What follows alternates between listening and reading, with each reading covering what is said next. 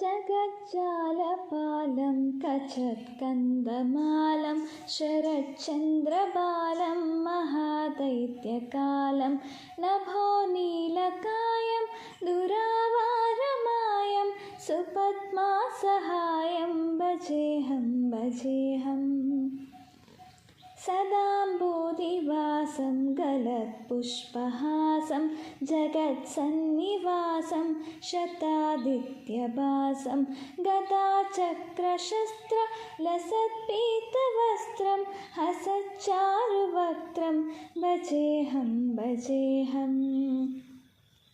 रमाकण्ठहारं श्रुतिव्रान्तसारं जलान्तर्विहारं धराभारहारं चिदानन्दरूपं मनोज्ञस्वरूपं धृतानेकरूपं भजेऽहं भजेऽहम्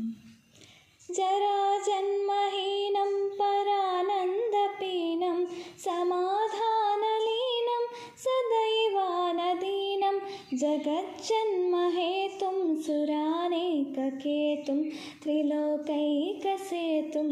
भजेऽहं भजेऽहम्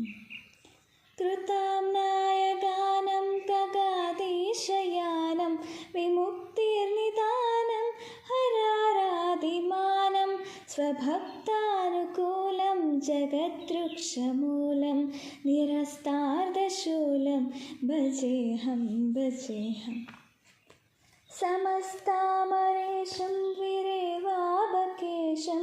जगद्बिम्बलेशं हृदाकाशदेशं सदा दिव्यदेहं विमुक्ताखिलेहं सुवैकुण्ठगेहं भजेऽहं भजेऽहम्